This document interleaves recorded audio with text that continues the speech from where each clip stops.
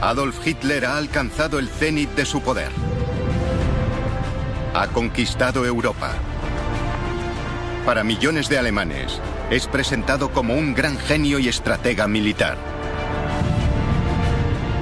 Sin embargo, el pueblo alemán está a punto de descubrir que lo que le han contado es una sarta de mentiras. Esta es la historia de cómo la realidad empieza a filtrarse a través de la maquinaria de propaganda nazi. De cómo Hitler comete el mayor error militar de su carrera. Y de cómo, escondido en su guarida, su liderazgo empieza a desmoronarse.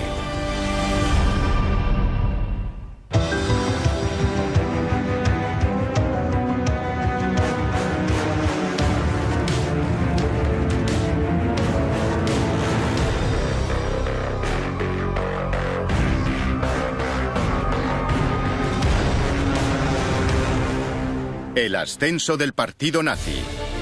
El mayor error de Hitler. Berlín, primavera de 1941. 18 meses después del comienzo de la guerra, Adolf Hitler parece el amo del mundo. Ha devuelto a Alemania su grandeza. Su pueblo, otrora temeroso de la guerra, ahora está convencido de que todo acabará pronto.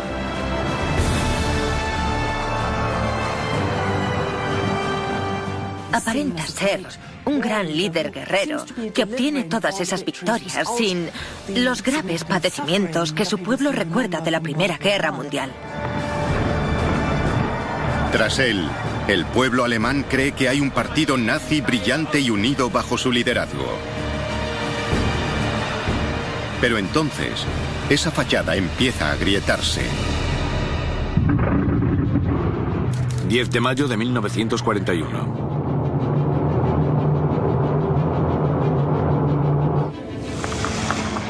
A comienzos del verano de 1941, un oficial alemán se lanza en paracaídas sobre un campo del sur de Escocia. Rápidamente lo recoge un sorprendido voluntario y es trasladado a Londres para su interrogatorio.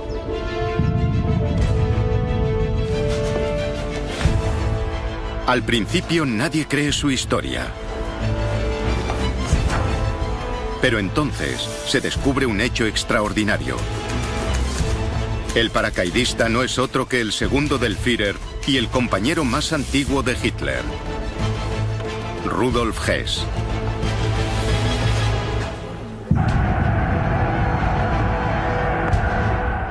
Rudolf Hess había sido una figura clave en el partido nazi desde los años 20.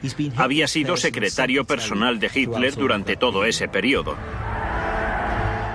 Era un hombre que era parte importante de la maquinaria nazi. Era muy conocido, muy famoso en toda Alemania. La pregunta es, ¿qué hace solo en Gran Bretaña?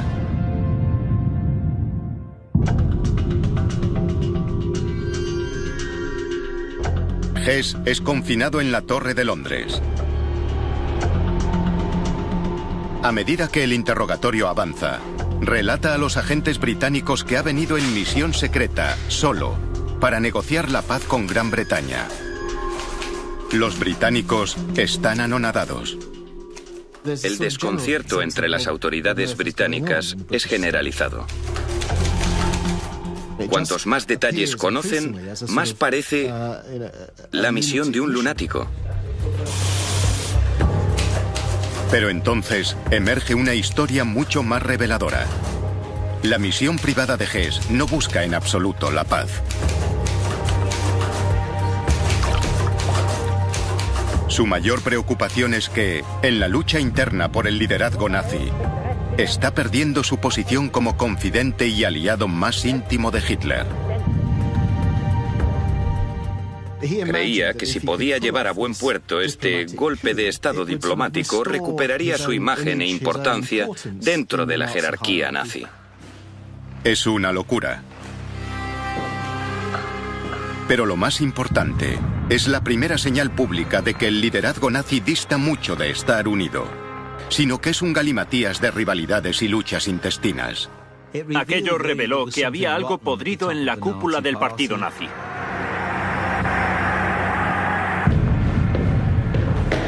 ...11 de mayo de 1941.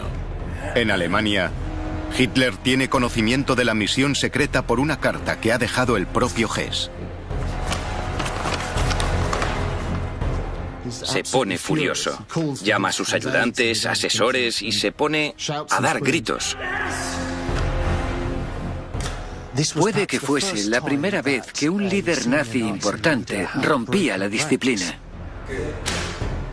Fue una crisis enorme y la situación más delicada que habían experimentado Hitler y el partido. Hess ha traicionado al partido y a Hitler. El problema para Hitler es cómo mantener la ilusión de un liderazgo unido, cuando evidentemente no lo es.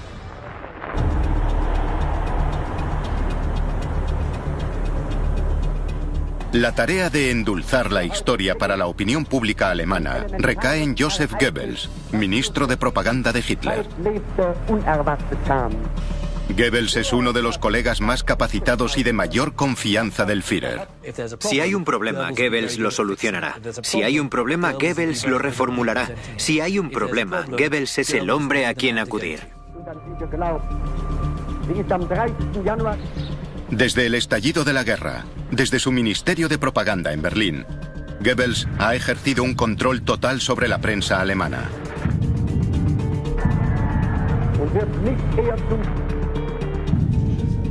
Pero esto es una pesadilla de manipulación. ¿Cómo recuperar la imagen de un liderazgo nazi unido? La respuesta de Goebbels es presentar a Hess como una manzana podrida. Goebbels afrontó la deserción de Rudolf Hess sencillamente presentándolo como un hombre que había perdido el juicio debido a la presión a la que estaba sometido, diciendo que su compromiso se había visto afectado por la tensión. Es una respuesta que a muchos alemanes les cuesta aceptar. Aquello no cayó muy bien entre la opinión pública alemana, que se preguntó, si la mano derecha del Führer está loco, ¿por qué sigue en su puesto? La crisis de Hess pasa, pero por primera vez, la imagen del liderazgo de Hitler parece bastante alejada de la realidad. Y esa separación está a punto de hacerse mucho mayor. 22 de junio de 1941.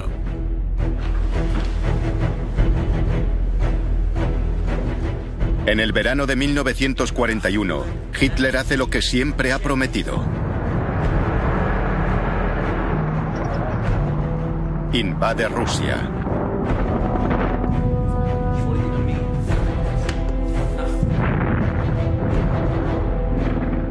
Es algo que había jurado hacer desde aquellos primeros días en las cervecerías de Múnich.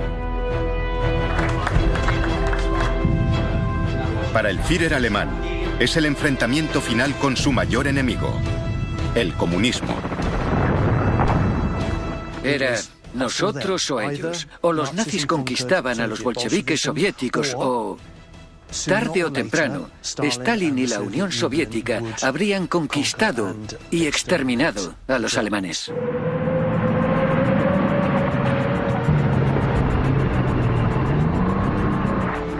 Cuando las tropas alemanas marchan sobre Rusia, Hitler cumple también un punto más sobre el que había escrito en Mein Kampf 16 años antes. Está ganando Lebensraum. Conquista territorios ocupados por razas a las que los nazis consideran inferiores, para que el pueblo alemán disfrute de espacio vital extra. Quería espacio, no en el oeste, que estaba cerrado, sino en el este eslavo. Esa zona habitada por seres vagamente humanos, que no merecían una compasión especial.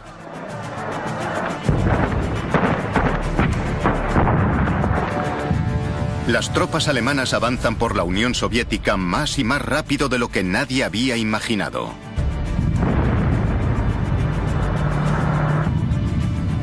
En pocas semanas se han adentrado centenares de kilómetros en territorio soviético. El ejército rojo se desmorona. Hacen más de 1,5 millones de prisioneros de guerra soviéticos. Parece que Hitler va a ganar la guerra. La Operación Barbarroja, como es llamada, parece haber tenido un éxito extraordinario.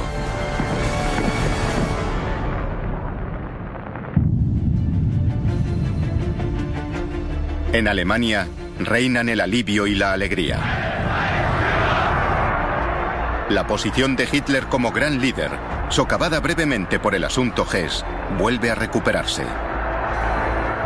A ojos del pueblo germano, parece que el Führer está consiguiendo la guerra corta que siempre ha prometido. El comunismo será derrotado en semanas. En otoño de 1941, Hitler pronuncia un discurso. Dice que Rusia ha sido destruida y que nunca volverá a levantarse. Cree que ha ganado la guerra.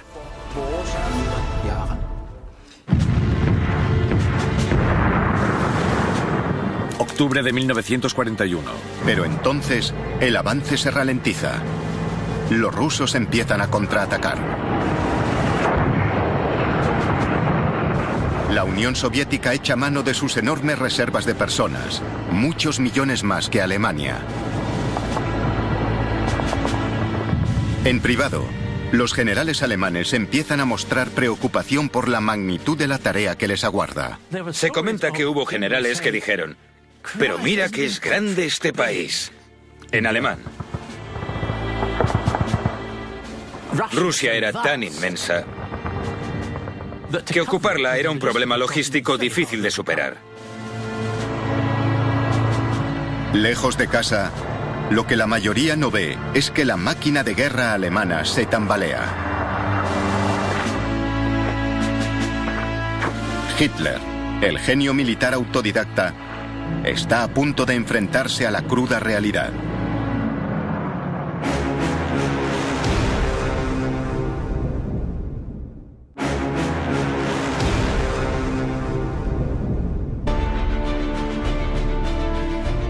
Adolf Hitler ha prometido a su pueblo una guerra corta. La mayoría le cree. Pero ahora, la dolorosa realidad está a punto de abrirse paso. No habrá más victorias fáciles.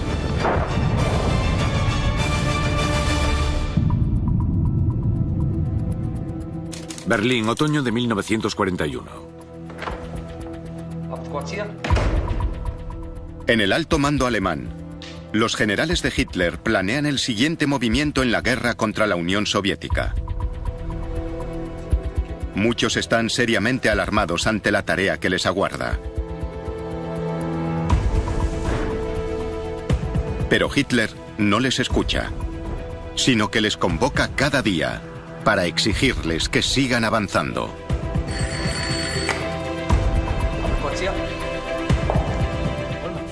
No dejaba que sus generales se relajasen. Los convocaba, repasaba los planes y les decía: id más rápido. Y eso es fácil de decir. Pero los tanques, los camiones y el personal no pueden ir más rápido de lo que su propia logística permite. Los generales de Hitler hacen lo que pueden. Pero entonces ocurre algo sobre lo que no tienen ningún control.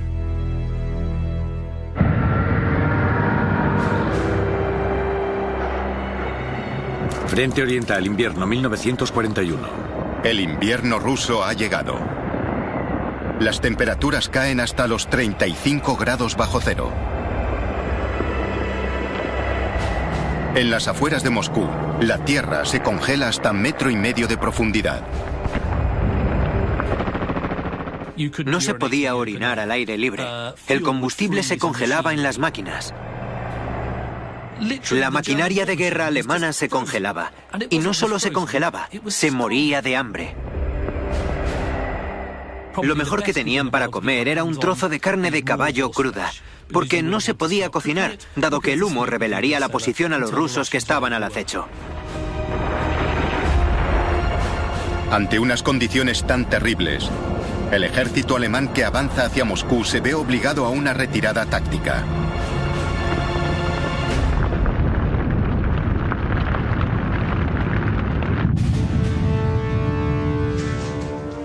Hitler es un serio contratiempo. Ha prometido al pueblo alemán que conquistaría la Unión Soviética en 6 semanas. Y han pasado ya más de 5 meses. ¿Cómo mantener su promesa de una guerra rápida cuando la realidad es tan diferente?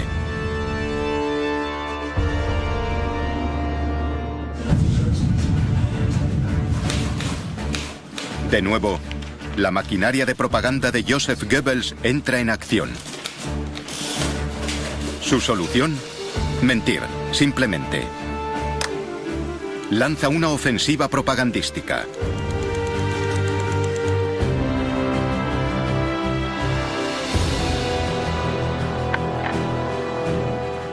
Los noticiarios muestran a los soldados alemanes disfrutando de la nieve y obligando a las tropas rusas a huir.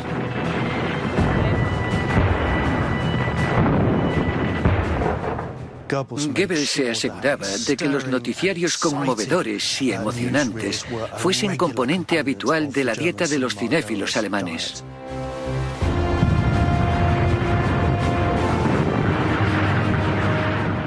Tenía empresas de propaganda que acompañaban literalmente a las tropas al frente. Y urgía constantemente a sus equipos de propaganda a acercarse lo más posible para conseguir las imágenes más emocionantes.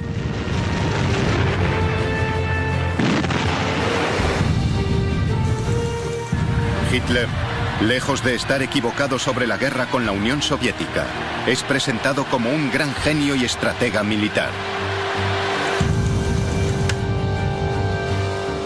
Pero entonces se produce un suceso nuevo y totalmente inesperado.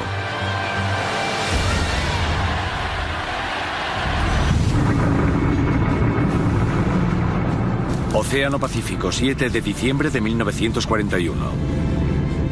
Sin previo aviso, aviones japoneses bombardean la flota estadounidense del Pacífico en Pearl Harbor, Hawái.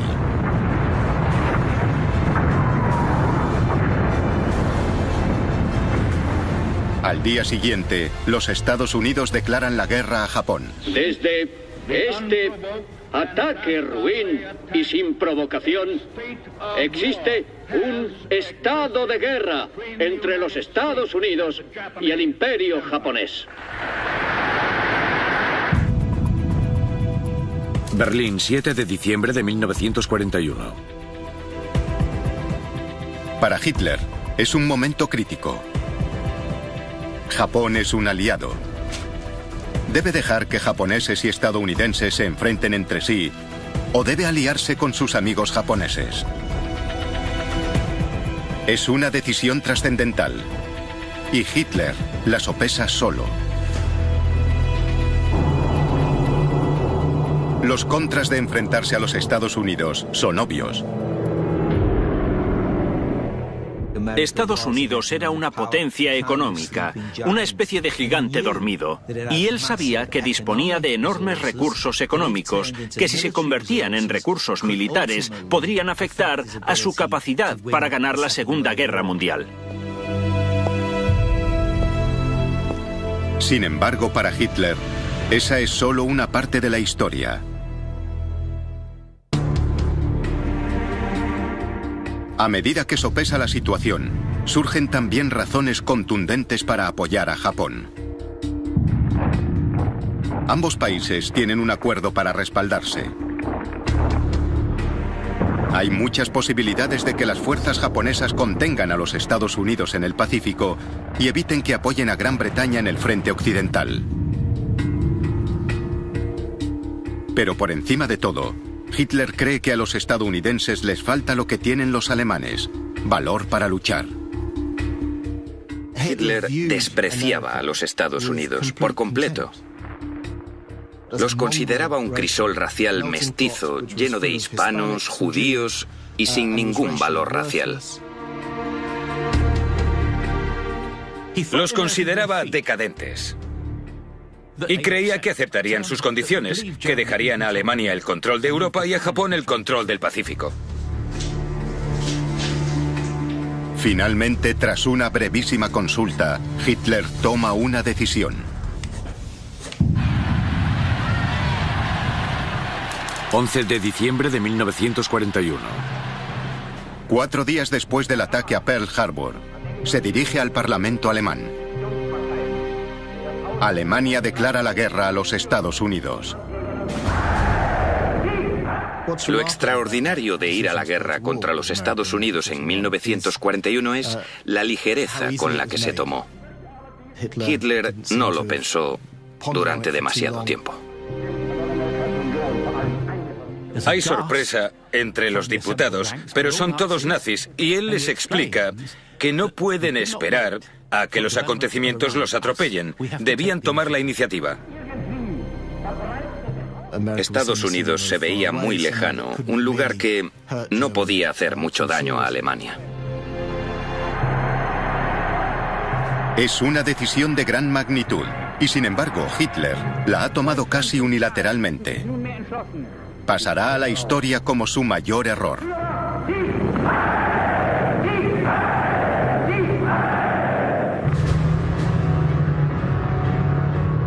Las fuerzas alemanas, ya empantanadas en Rusia, ahora se enfrentan al país más poderoso del mundo. Alemania está a punto de sufrir una serie de golpes demoledores que destrozarán la imagen de Hitler como gran líder mundial y transformarán la guerra.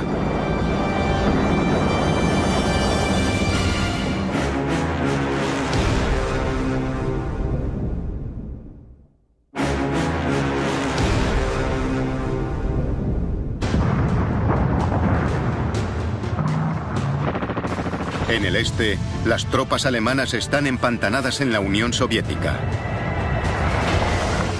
Ahora, Hitler ha declarado la guerra a los Estados Unidos, la mayor potencia industrial del mundo. El pueblo alemán sigue teniendo una fe absoluta en su líder. Pero eso está a punto de cambiar.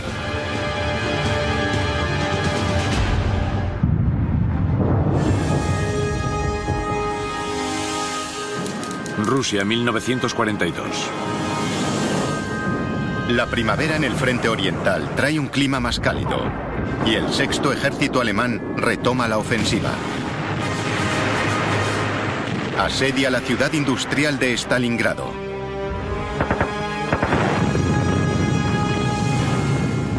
Los defensores soviéticos están acorralados en una diminuta franja de terreno a orillas del río Volga. Decenas de miles de personas sufren una muerte brutal. Stalingrado es testigo de la lucha más brutal. Nada volvería a ser igual después de Stalingrado. La guerrilla urbana es extraordinariamente confusa y Stalingrado fue un paradigma de ese tipo de guerra.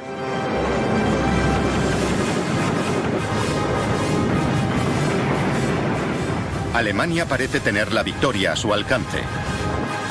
Pero entonces, la batalla cambia.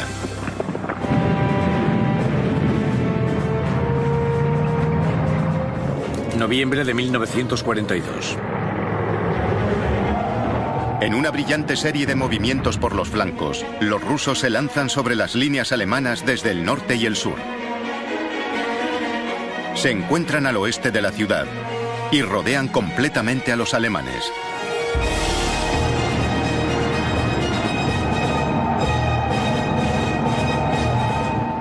De repente se vuelven las tornas.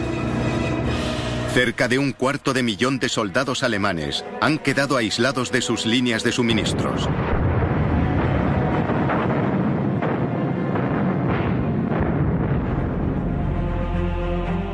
Los alemanes empiezan a notar la escasez de todo, desde municiones hasta comida. Estaban llenos de piojos. Tenían que comer y beber lo poco que tenían junto a las heces de sus camaradas, porque si intentaban salir para ir a las letrinas, les disparaban los francotiradores rusos desde los tejados. La situación es insostenible. Lo único que salvará a los alemanes es una retirada táctica. Este de Polonia, 1942.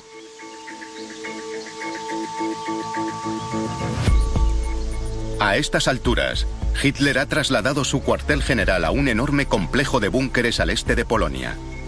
La guarida del lobo, como es conocida, es su nueva base, a 700 kilómetros del mando militar en Berlín. Aquí, lejos de las miradas del pueblo alemán, Hitler celebra una reunión de crisis. La mayoría de sus altos mandos militares abogan por una retirada estratégica. La alternativa es la aniquilación total de todo un ejército. Pero Hitler toma otra decisión unilateral. Los alemanes se quedarán y lucharán hasta el último hombre.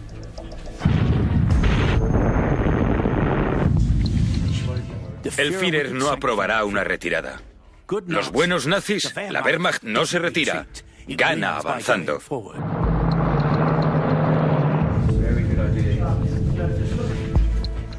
Su idea es permanecer en el puesto y morir si es necesario, pero nunca retirarse.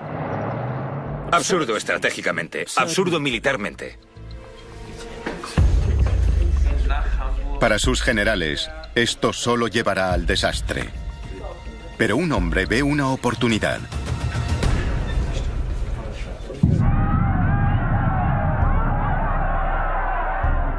Hermann Göring tiene fama de ser un líder poderoso y eficaz.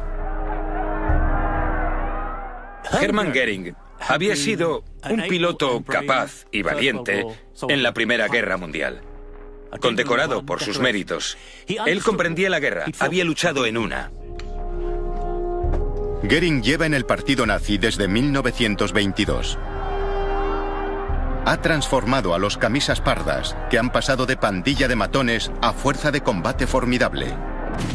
Y resultó herido en el golpe de la cervecería de Hitler de 1923.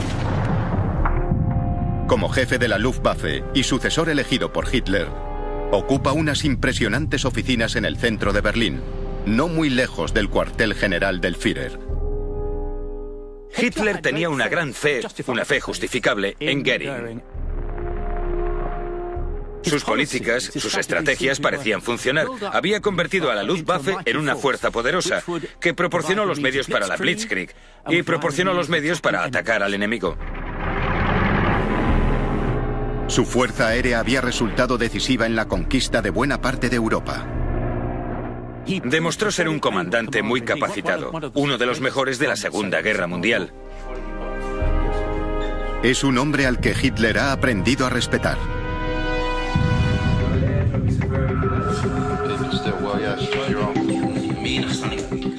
Göring respalda la negativa de Hitler a aprobar una retirada de Stalingrado. Pero sin embargo, sugiere reforzar al ejército con suministros lanzados por la Luftwaffe. Hitler aprueba entusiasmado la idea. Sin embargo, Göring ya no es el hombre que era, ni su juicio tampoco.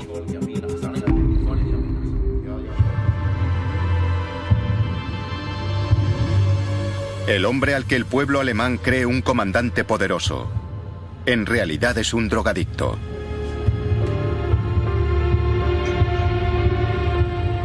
Depende completamente de la morfina. Ha cambiado su comportamiento y nublado su mente. Hermann Göring, al comienzo de su carrera, había sido un hombre inteligente y capaz, pero ahora había caído en la indolencia y la apatía. Göring ya no es ni un comandante militar eficaz, ni un buen juez de la situación militar.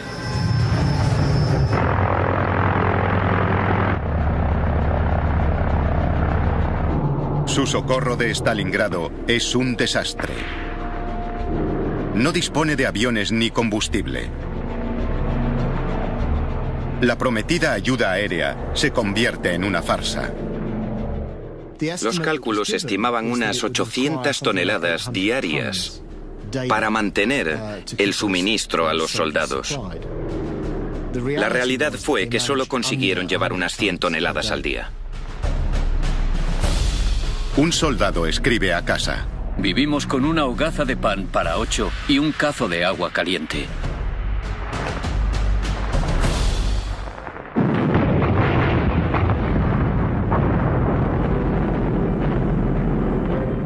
Enero de 1943. La posición alemana en Stalingrado se vuelve insostenible. Pero a finales de mes, el comandante alemán desafía a Hitler y se rinde.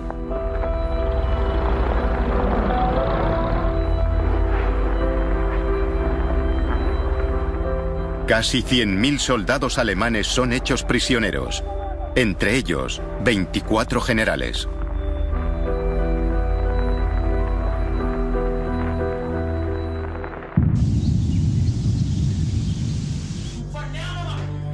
Cuando la noticia llega a Hitler en la guarida del lobo, le repugna.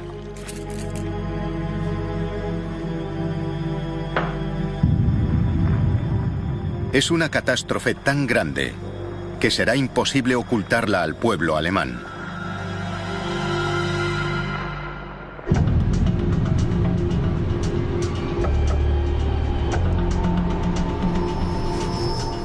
Una vez más, el hombre que debe dar la noticia es Joseph Goebbels.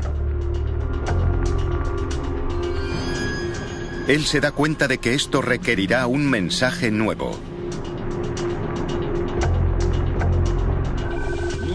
Se abandona la idea de una victoria rápida y se abraza la del heroísmo y resistencia únicos del ejército alemán. El asunto aquí, como en muchas otras manifestaciones de la época, es que el verdadero heroísmo alemán solo surge ante la derrota y ante un inmenso sufrimiento.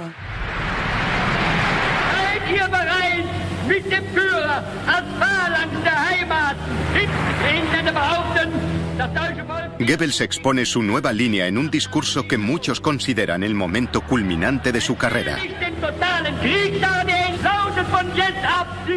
Bajo una gran pancarta en la que reza "Guerra total, guerra corta", Goebbels habla ante 14.000 incondicionales que le admiran y le vitorean.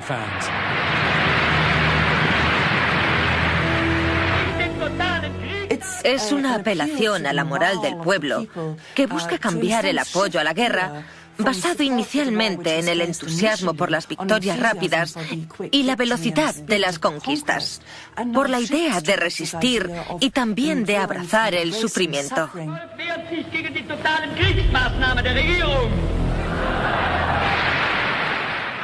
Y hacia el final del discurso diserta sobre 10 preguntas retóricas que exigen un cada vez más categórico sí del público. ¿Queréis una guerra total? Y todos gritan ¡sí! Y entonces pregunta, ¿queréis una guerra total más radical y brutal incluso de lo imaginable? Y todos dicen ¡sí! ¡Claro que sí!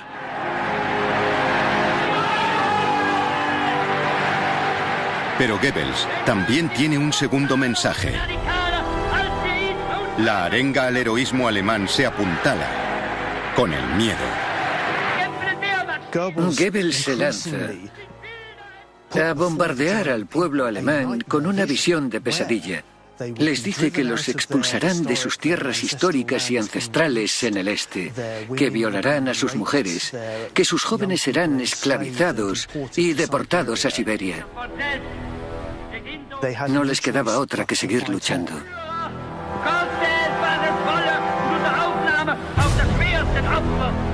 Al principio, el nuevo mensaje parece funcionar. Pero la realidad está a punto de hacer nuevamente su aparición. Están a punto de enfrentarse a otro golpe brutal.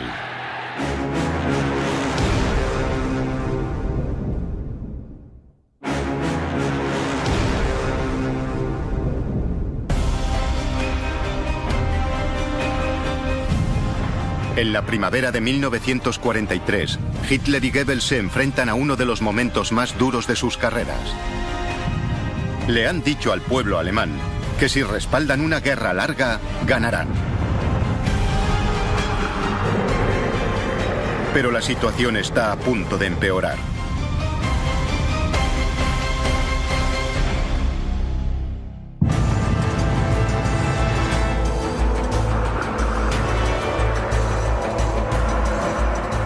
Durante 18 meses, los Estados Unidos han estado enviando tropas y armamento al otro lado del Atlántico. El país con la industria más poderosa del mundo está en pie de guerra.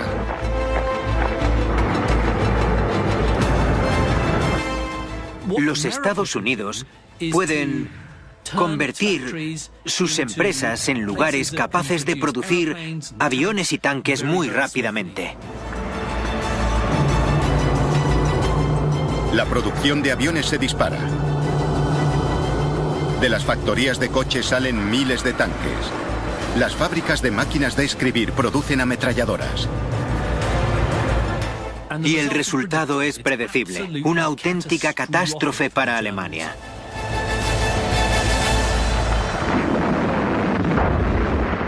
Junio de 1943. A comienzos del verano, las tropas estadounidenses se unen a las británicas en el combate contra las alemanas en el norte de África. Un mes después, los aliados cruzan el Mediterráneo e invaden Italia. Y eso es un shock para muchos militares alemanes, conscientes de que la guerra contra los Estados Unidos se vuelve contra los intereses alemanes. Los Estados Unidos, tachados en su momento por Hitler de decadentes, atacan Italia. Pocas semanas después, el líder fascista italiano Benito Mussolini es derrocado en un levantamiento popular. Alemania pierde a su aliado más importante en Europa. Los nuevos líderes italianos hablan de rendición. Ahora queda claro el inmenso disparate de la declaración de guerra de Hitler a los Estados Unidos.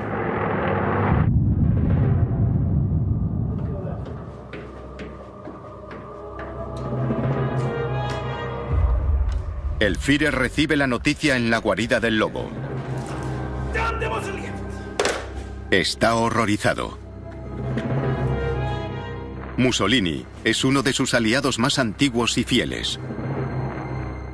Estaba profundamente afectado por el fracaso de Mussolini. Realmente lo tenía en alta estima como líder. Y se dice que también le tenía afecto, si es que tenía algún sentimiento. El Führer ordena a las tropas entrar en Italia para contener el avance de las fuerzas aliadas. Pero esto implica dispersar muchísimo al ejército alemán. En Rusia están retrocediendo. Se enfrentan a la amenaza de un ataque aliado en el oeste. E intentan conservar Italia y la costa mediterránea. Pero entonces ocurre algo terrible, imposible de suavizar con propaganda. Verano de 1943.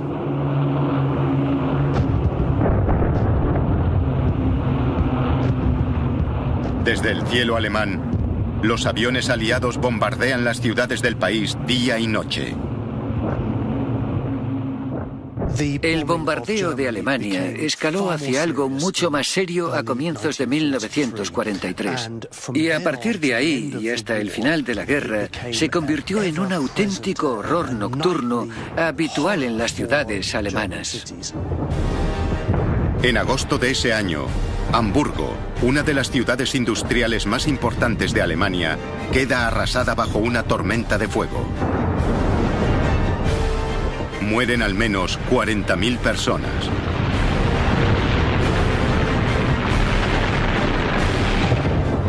Hitler responde con un cambio tremendamente significativo en la política doméstica.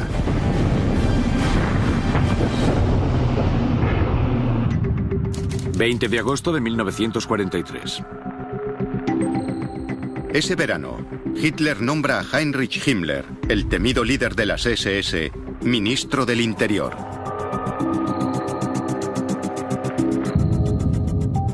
Himmler es un nazi fanático. Un hombre al que le gusta fomentar su imagen de luchador elegante. Vive para el Führer. Vive para la grandeza de la causa alemana. Y todo se subordina a eso. Un hombre aterrador, uno de los nazis más inquietantes. El nombramiento de Himmler es una señal evidente de que Hitler ya no puede confiar en la buena voluntad de su pueblo. A partir de ahora, su posición se apoyará en la represión. Pero incluso a estas alturas, la mayoría de los alemanes no sospechan la auténtica gravedad de su situación. Apartado de la opinión pública, el hombre en el que han puesto su fe sufre graves problemas personales.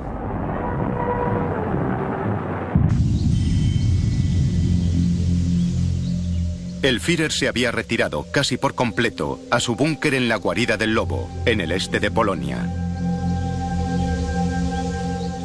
Simplemente se ve incapaz de aceptar la realidad de la situación. Los alemanes observan que hace tiempo que Hitler no se deja ver. Hay ciertos acontecimientos clave a los que solía acudir, como el Día del Héroe, un homenaje a los caídos, y al que ese año Hitler no asiste. Eso se comentó mucho.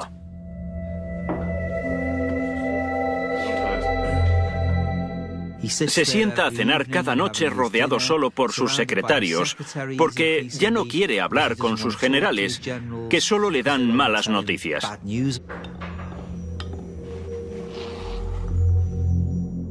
Él aún no ha cumplido los 55 años, pero parece un hombre que se mueve más despacio.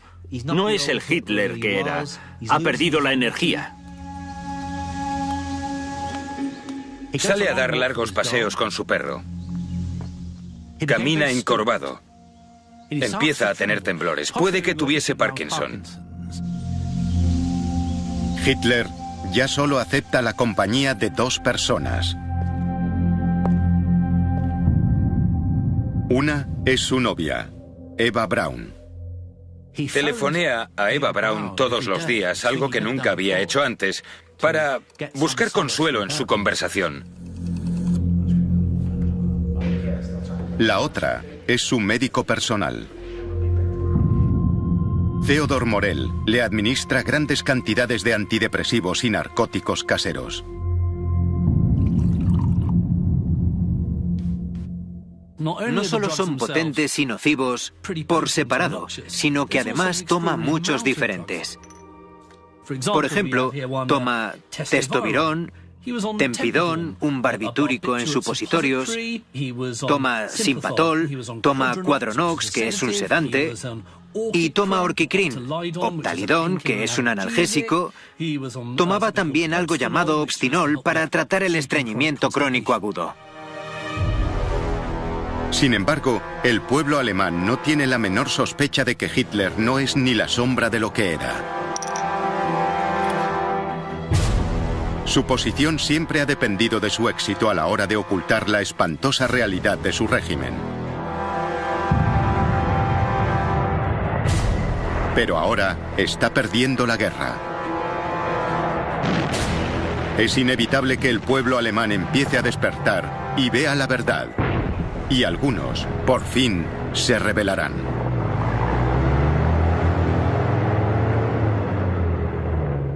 Está a punto de abrirse paso.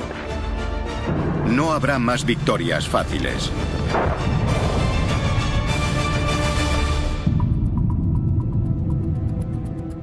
Berlín, otoño de 1941. En el alto mando alemán, los generales de Hitler planean el siguiente movimiento en la guerra contra la Unión Soviética.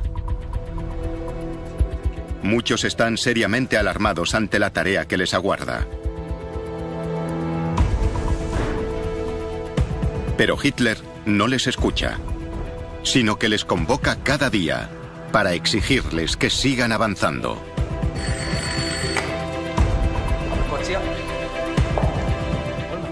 No dejaba que sus generales se relajasen.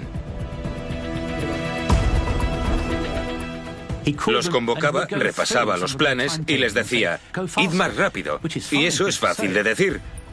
Pero los tanques, los camiones y el personal no pueden ir más rápido de lo que su propia logística permite. Los generales de Hitler hacen lo que pueden. Pero entonces ocurre algo sobre lo que no tienen ningún control.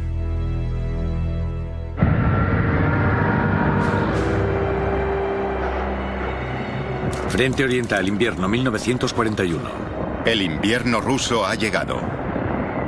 Las temperaturas caen hasta los 35 grados bajo cero.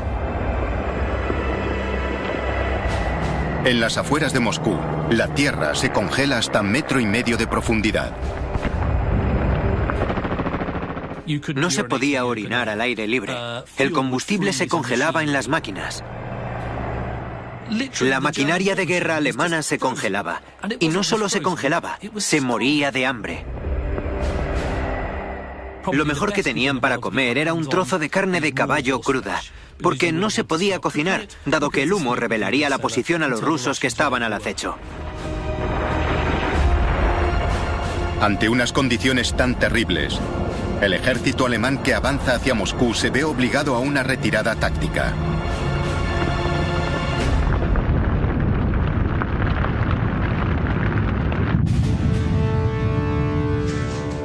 Para Hitler es un serio contratiempo. Ha prometido al pueblo alemán que conquistaría la Unión Soviética en 6 semanas. Y han pasado ya más de 5 meses. ¿Cómo mantener su promesa de una guerra rápida cuando la realidad es tan diferente?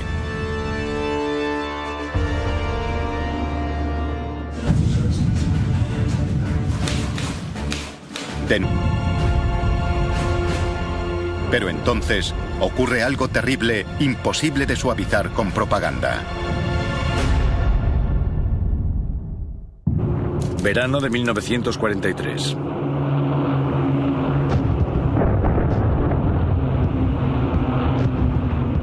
Desde el cielo alemán, los aviones aliados bombardean las ciudades del país día y noche. El bombardeo de Alemania escaló hacia algo mucho más serio a comienzos de 1943. Y a partir de ahí y hasta el final de la guerra, se convirtió en un auténtico horror nocturno habitual en las ciudades alemanas. En agosto de ese año, Hamburgo, una de las ciudades industriales más importantes de Alemania, queda arrasada bajo una tormenta de fuego. Mueren al menos 40.000 personas.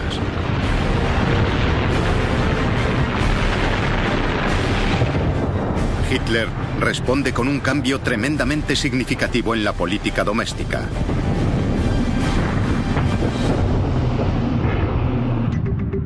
...20 de agosto de 1943. Ese verano, Hitler nombra a Heinrich Himmler, el temido líder de las SS, ministro del Interior.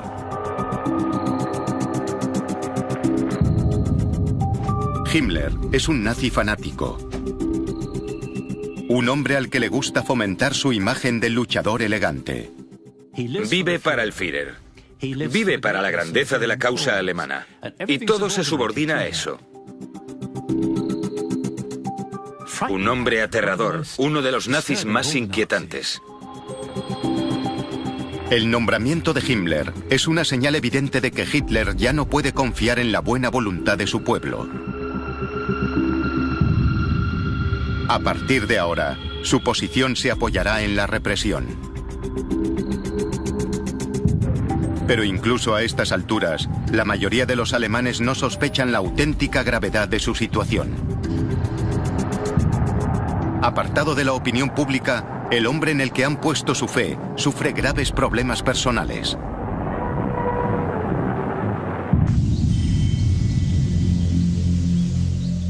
El Führer se había retirado casi por completo a su búnker en la guarida del Lobo, en el este de Polonia.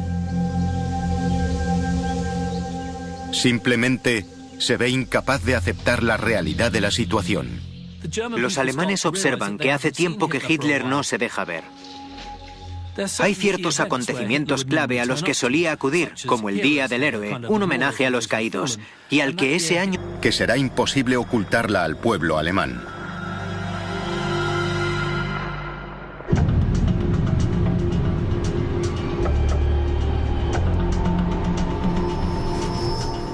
Una vez más, el hombre que debe dar la noticia es Joseph Goebbels.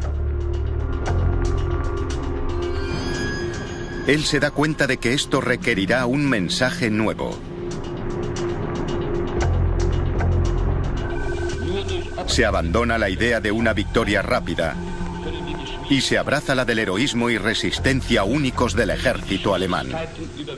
El asunto aquí, como en muchas otras manifestaciones de la época, es que el verdadero heroísmo alemán solo surge ante la derrota y ante un inmenso sufrimiento.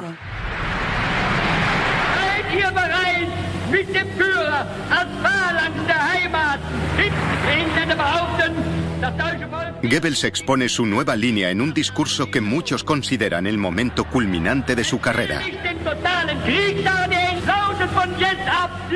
Bajo una gran pancarta en la que reza "Guerra total, guerra corta", Goebbels habla ante 14.000 incondicionales que le admiran y le vitorean.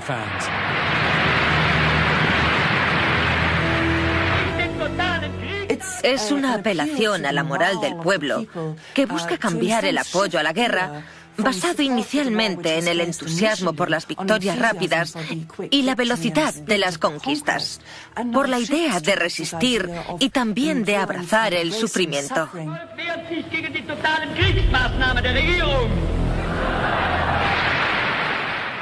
Y hacia el final del discurso diserta sobre 10 preguntas retóricas que exigen un cada vez más categórico sí del público.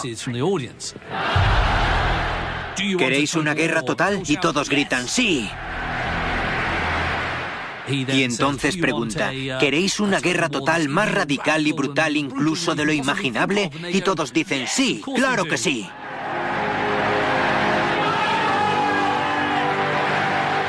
Pero Goebbels también tiene un segundo mensaje. La arenga al heroísmo alemán se apuntala con el miedo. Goebbels se lanza a bombardear al pueblo alemán con una visión de pesadilla.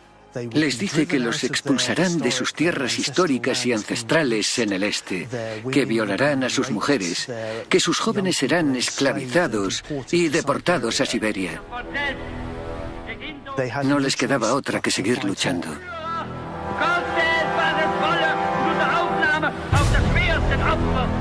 Al principio, el nuevo mensaje parece funcionar. Pero la realidad está a punto. Alemanas. En agosto de ese año, Hamburgo, una de las ciudades industriales más importantes de Alemania, queda arrasada bajo una tormenta de fuego. Mueren al menos 40.000 personas.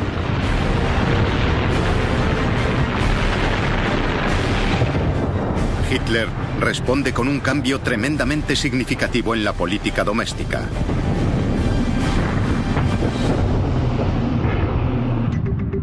...20 de agosto de 1943. Ese verano, Hitler nombra a Heinrich Himmler, el temido líder de las SS, ministro del Interior.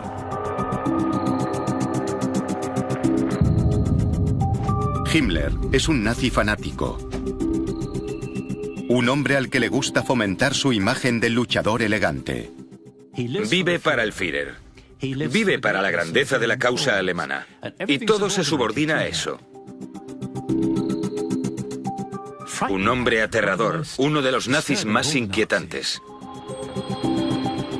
El nombramiento de Himmler es una señal evidente de que Hitler ya no puede confiar en la buena voluntad de su pueblo. A partir de ahora, su posición se apoyará en la represión. Pero incluso a estas alturas, la mayoría de los alemanes no sospechan la auténtica gravedad de su situación.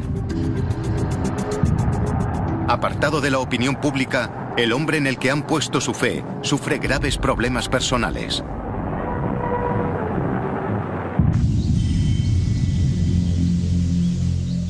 El Führer se había retirado casi por completo a su búnker en la guarida del Lobo, en el este de Polonia.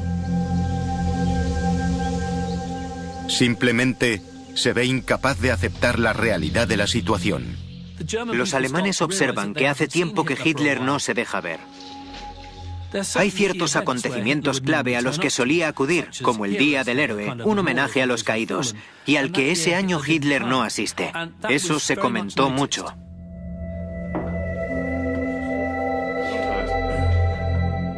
Se sienta a cenar cada noche rodeado solo por sus secretarios, porque ya no quiere hablar con sus generales, que solo le dan malas noticias.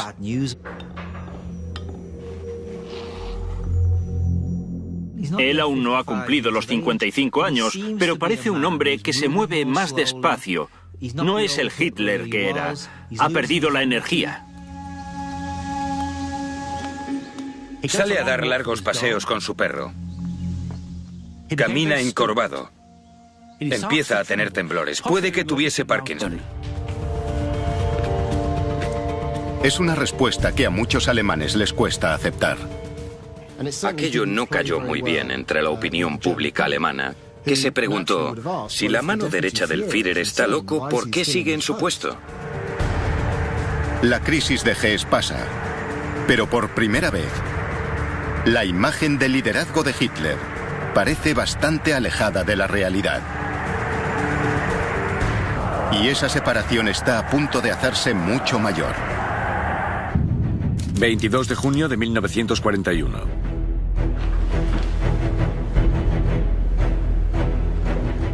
En el verano de 1941, Hitler hace lo que siempre ha prometido. Invade Rusia.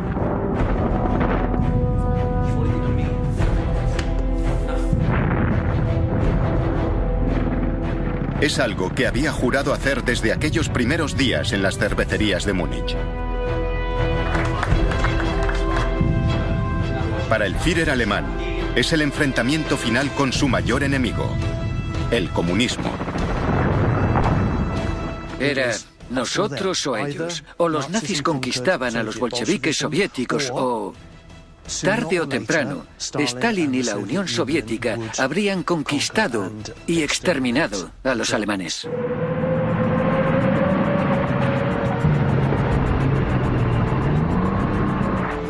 Cuando las tropas alemanas marchan sobre Rusia, Hitler cumple también un punto más sobre el que había escrito en Mein Kampf 16 años antes.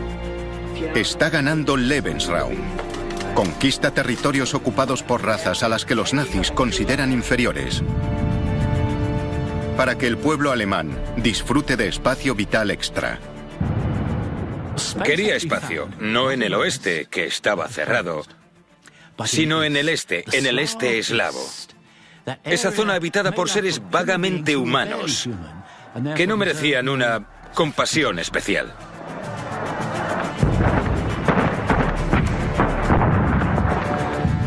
Las tropas alemanas avanzan por la Unión Soviética más y más rápido de lo que nadie había imaginado.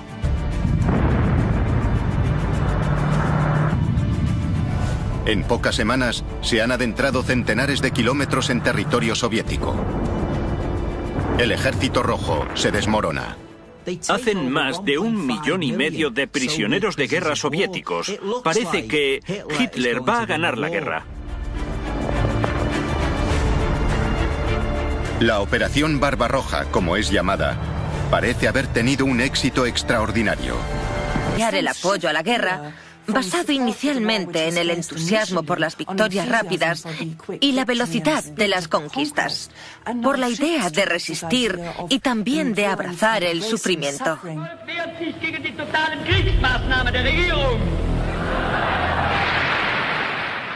Y hacia el final del discurso diserta sobre 10 preguntas retóricas que exigen un cada vez más categórico sí del público.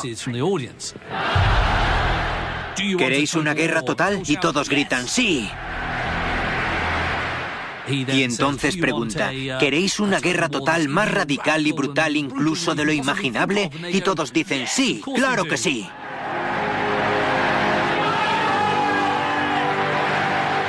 Pero Goebbels también tiene un segundo mensaje. La arenga al heroísmo alemán se apuntala con el miedo. Goebbels se lanza a bombardear al pueblo alemán con una visión de pesadilla. Les dice que los expulsarán de sus tierras históricas y ancestrales en el este, que violarán a sus mujeres, que sus jóvenes serán esclavizados y deportados a Siberia. No les quedaba otra que seguir luchando.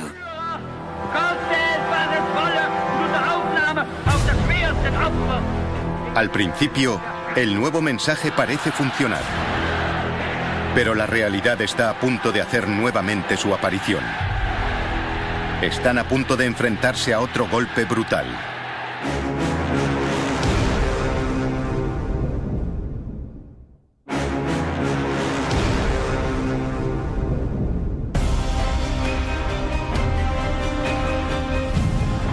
En la primavera de 1943, Hitler y Goebbels se enfrentan a uno de los momentos más duros de sus carreras. Le han dicho al pueblo alemán que si respaldan una guerra larga, ganarán. Pero la situación está a punto de empeorar.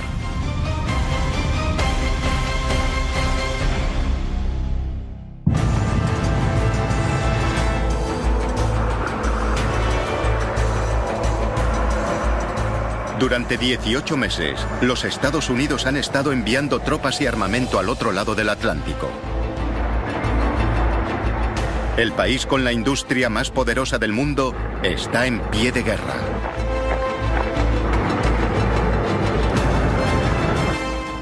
Los Estados Unidos pueden convertir sus empresas en lugares capaces de producir aviones y tanques muy rápidamente. La producción de aviones se dispara, pero la realidad está a punto de hacer nuevamente su aparición. Están a punto de enfrentarse a otro golpe brutal.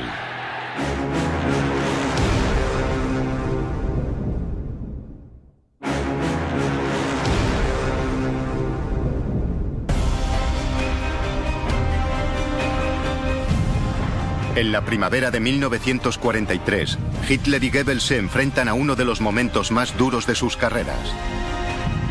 Le han dicho al pueblo alemán que si respaldan una guerra larga, ganarán. Pero la situación está a punto de empeorar.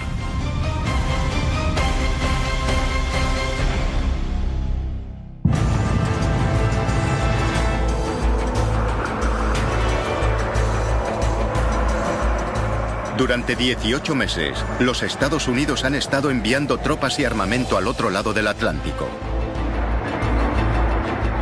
El país con la industria más poderosa del mundo está en pie de guerra.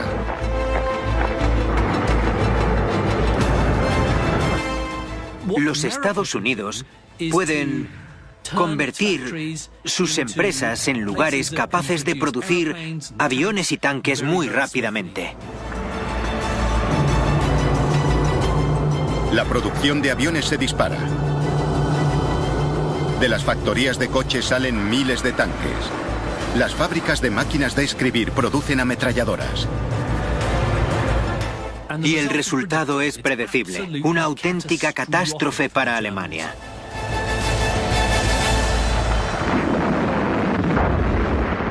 Junio de 1943. A comienzos del verano, las tropas estadounidenses se unen a las británicas en el combate contra las alemanas en el norte de África. Un mes después, los aliados cruzan el Mediterráneo e invaden Italia. Y eso es un shock para muchos militares alemanes, conscientes de que la guerra contra los Estados Unidos se vuelve contra los intereses alemanes. Los Estados Unidos, tachados en su momento por Hitler de decadentes, atacan Italia. Pocas semanas después, el líder fascista italiano Benito Mussolini es derrocado en un levantamiento popular.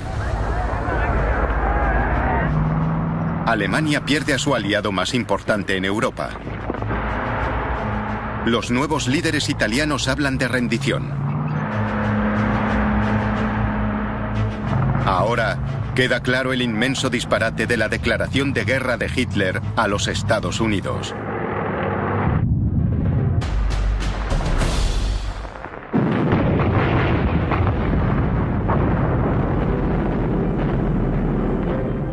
Enero de 1943. La posición alemana en Stalingrado se vuelve insostenible. Pero a finales de mes, el comandante alemán desafía a Hitler y se rinde.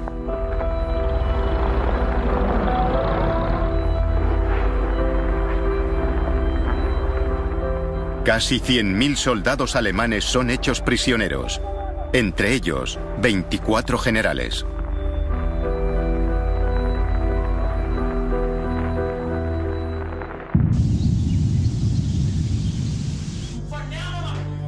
Cuando la noticia llega a Hitler en la guarida del lobo, le repugna.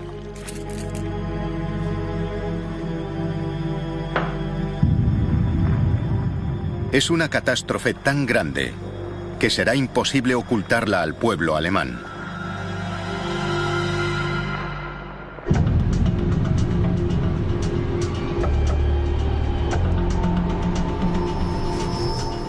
Una vez más, el hombre que debe dar la noticia es Joseph Goebbels. Él se da cuenta de que esto requerirá un mensaje nuevo. Se abandona la idea de una victoria rápida y se abraza la del heroísmo y resistencia únicos del ejército alemán. El asunto aquí, como en muchas otras manifestaciones de la época, es que el verdadero heroísmo alemán solo surge ante la derrota y ante un inmenso sufrimiento.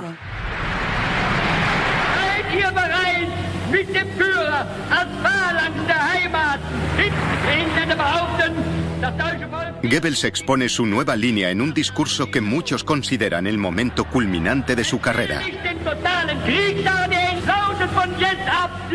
Bajo una gran pancarta en la que reza "Guerra total, guerra corta", Goebbels habla ante 14.000 incondicionales que le admiran y le vitorean.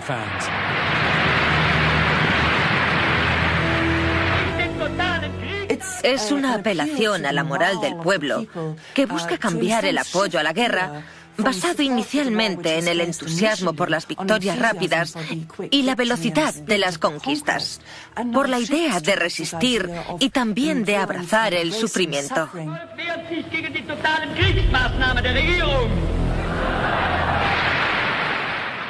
Y hacia el final del discurso diserta sobre 10 preguntas retóricas que exigen un cada vez más categórico sí del público. ¿Queréis un mes? El comandante alemán desafía a Hitler y se rinde.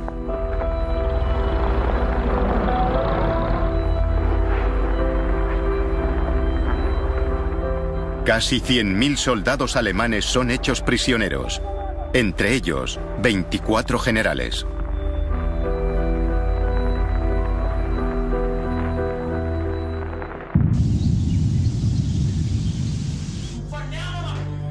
Cuando la noticia llega a Hitler en la guarida del lobo, le repugna.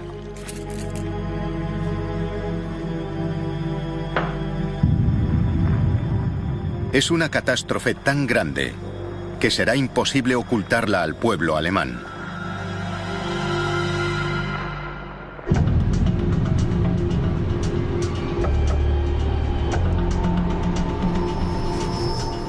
Una vez más, el hombre que debe dar la noticia es Joseph Goebbels. Él se da cuenta de que esto requerirá un mensaje nuevo.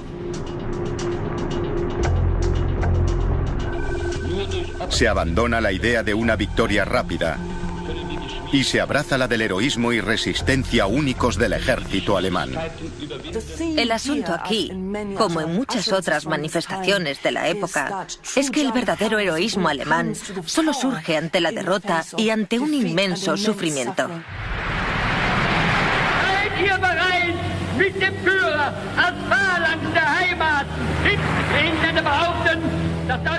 Goebbels expone su nueva línea en un discurso que muchos consideran el momento culminante de su carrera. Bajo una gran pancarta en la que reza "Guerra total, guerra corta", Goebbels habla ante 14.000 incondicionales que le admiran y le vitorean.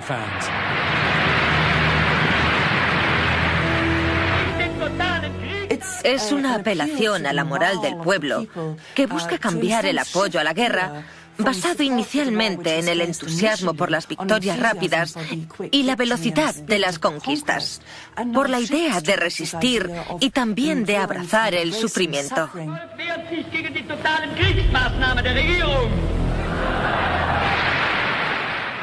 Y hacia el final del discurso diserta sobre 10 preguntas retóricas que exigen un cada vez más categórico sí del público. ¿Queréis una guerra total? Y todos gritan ¡sí! Y entonces pregunta, ¿queréis una guerra total más radical y brutal incluso de lo imaginable? Y todos dicen ¡sí! ¡Claro que sí!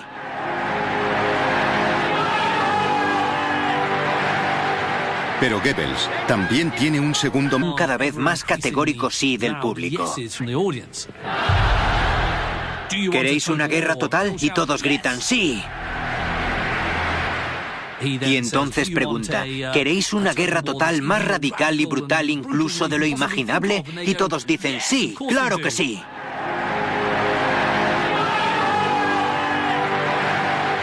Pero Goebbels también tiene un segundo mensaje. La arenga al heroísmo alemán se apuntala con el miedo. Goebbels se lanza a bombardear al pueblo alemán con una visión de pesadilla. Les dice que los expulsarán de sus tierras históricas y ancestrales en el este, que violarán a sus mujeres, que sus jóvenes serán esclavizados y deportados a Siberia. No les quedaba otra que seguir luchando.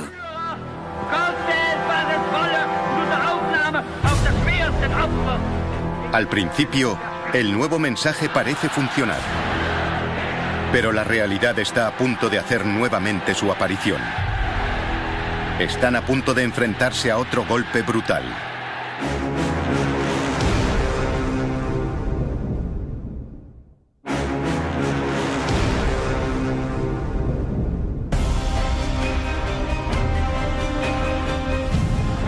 En la primavera de 1943, Hitler y Goebbels se enfrentan a uno de los momentos más duros de sus carreras.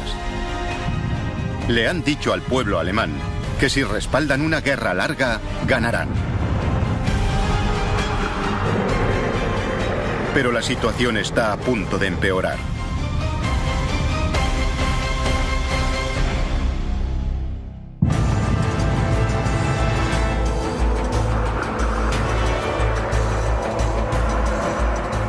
Durante 18 meses, los Estados Unidos han estado enviando tropas y armamento al otro lado del Atlántico.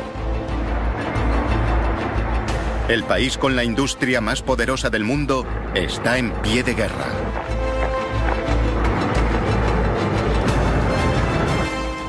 Los Estados Unidos pueden convertir sus empresas en lugares capaces de producir aviones y tanques muy rápidamente.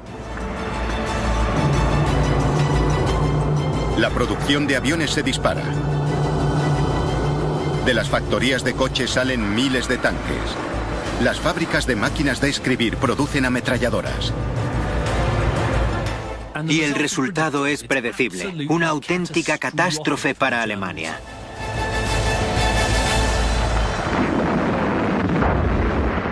Junio de 1943.